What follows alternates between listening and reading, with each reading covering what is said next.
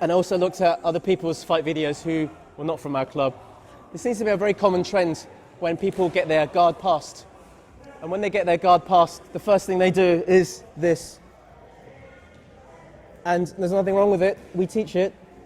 But you have to do it properly and with the understanding that this alone is not going to stop someone from passing, transitioning onto mount. So just to explain for Kevin, you're brand new. So in Jiu-Jitsu, Abro John, I'll be light on my ribs, okay? Yeah. When we fight, generally in competition, there's a scenario where I'm on the ground and he's usually standing up. And his job is to pass my legs, which we refer to as the guard. Anything involving the legs is the guard. And I can do a lot of things from here. I can attack from here, I can throw him and sweep him. And his job is to pass. If you come around that side, hit pass. Once he's got past my legs and my hips, that's passing the guard. And he actually gets points for that. Okay?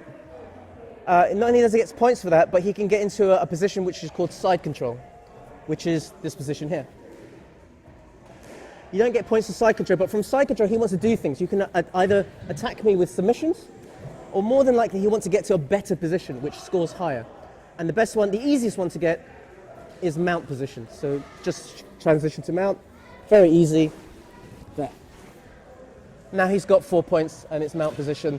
And then it's much better for him to attack me from here. Strangles, arm bars, all sorts of things from there. And it's harder for me to escape. So in a nutshell, that shows you a very typical transition from standing to being on top of me, okay? So one of the common defenses we do is this. So if you take side position, like, oh shit, side control, and I do this, okay? Bear in mind I've got a rib injury, but I'm gonna try my best to stop him getting mount from here, just using my knee, and you're just gonna take mount without grabbing the leg or anything. Okay, ready, go. So I really tried my best there. I'll swap around so it's not on my bad rib. And you can try this yourself, okay? Right, he's got everything he needs. The perfect side control. He's got cross face. He's got hip control. He's got space underneath my armpit. He's filled the space. His knees are touching he should be touching my, yeah, that's it. Everything is the perfect side control. And I do this. Okay, now let's try again. I'm going to stop you from getting... It doesn't stop you, does it? So why do we teach this? Well, the theory is good. The reason for this is that we want to use this as a shield because eventually we want to get the guard. So with John there, but if I can find some space, the knee comes in and then this now becomes a shield and I can start playing guard. But the problem comes is people rely on this after they've lost the battle for side control. So what I want you to do now, your next drill is, first of all, you're going to get your partner and he's going to get the perfect side control. Perfect side control being cross face. He's filled the space underneath my armpit. His knees are touching my hip. He's got the overhook here, the underhook under my arm here. And then you do this, and you're going to hold as tightly as you can, or you can do anything you like. But he's not allowed to grab your knee. All he has to do is try and get mount. Okay, so we're going to do this drill, and then I'm going to show you tips to improve this thing. Okay, so we're going to do from there with a partner. I suggest you working. Yeah, so you're on that side. Okay, so you all found it pretty easy, despite your best intentions of your knee blocking you. That it's just no point pointing it there once he's got the perfect side control. I have to make that quite clear. Once he's got good side control. Let's swap around. And there's more, right? Once I have good side control, and he puts that knee up, I can also attack that knee. If you're a brown belt or black belt, you can start doing knee bars. Or you don't even have to do that. Put the knee up. You can just bring that towards you. You're not doing anything illegal. And then there's no block, right? Also, have you wondered why some people, when they hold side control, they put the hand here? Anybody don't know why? No? Okay. With my hand here, If he shrimps away and then gets the knee in between me, we have that situation where he has the guard. Okay? When I put my hand here, he shrimps away, I follow him. So there's no interaction with this knee in between me and him. So you as attackers, you might find that useful to just put the hand here. What I use that for,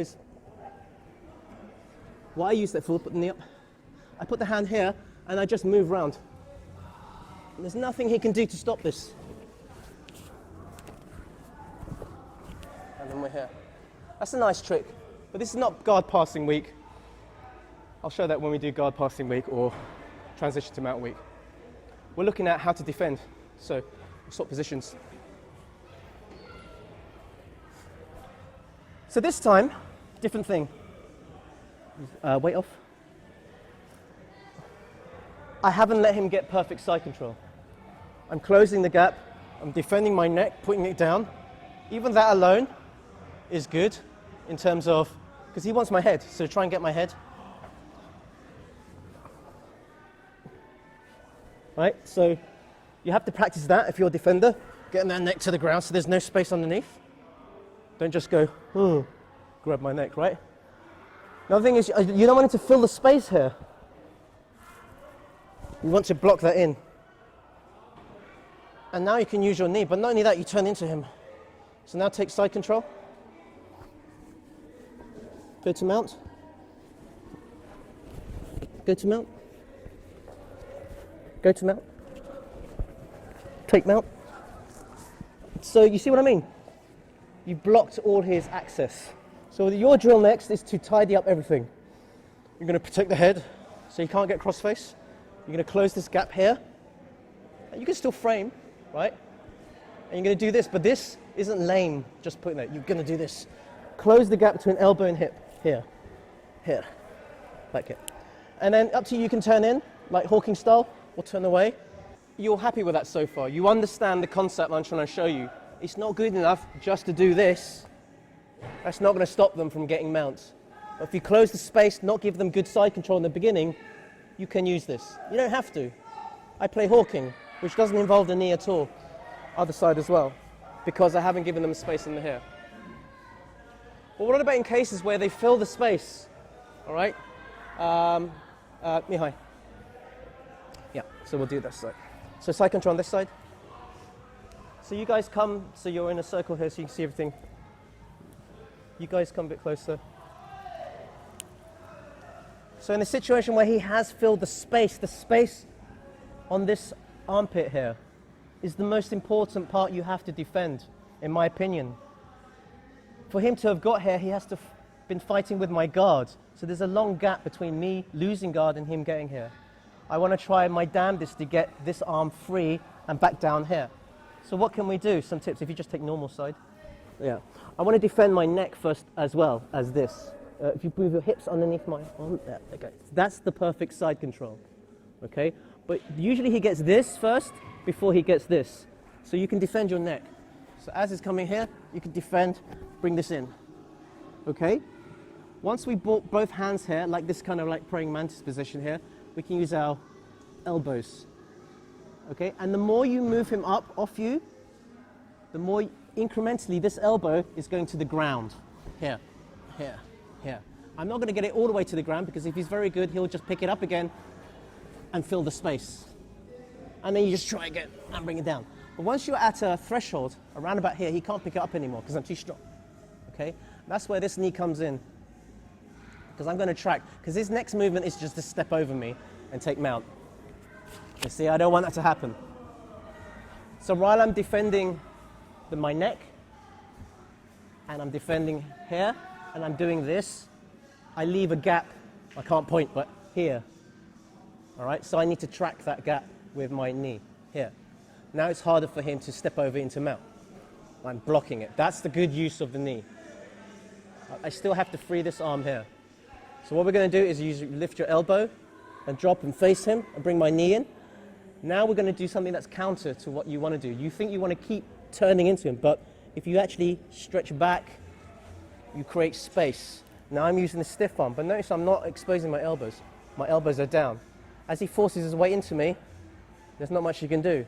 Even when he relaxes and runs around, I have space now to re-guard. And this is a good position for me. So let's try that again. This time we'll do it here so you can see. He has very good side control. I want to free this arm, but I've stopped him getting my head simply by virtue of putting my head down. As he's trying to grab underneath my head for crossface, I can circle underneath. This circling is useful. I'm blocking like I'm praying here, praying mantis. My elbow goes up and I turn into him, or do a mini shrimp into him, and I raise my foot up here.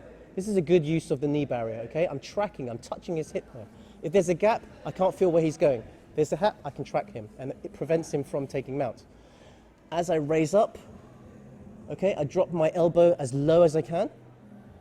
Maybe he puts his weight into him, maybe he doesn't. But what I want to do is, rather than go into him, stretch back. Don't push with your arms, use your back. Here. You can even just hold it here, see what he does. If you just sit up, see what I've done with my knee here. Can you see the knee here? It's like a nice barrier. I haven't moved it away from here. I've done this structure here, and I'm in this structure, very tight structure. So if you come back down, tight structure, arching back. All right? I can re-guard from here, but I feel like I can chill, just, to show off the point. I don't know what Mihai wants to do. Maybe he wants to move around. The moment he moves, I'm back. I'm fighting from guard, which is what I want to do. Does that explain that? Okay? You get the concept? Literally all I'm doing is this.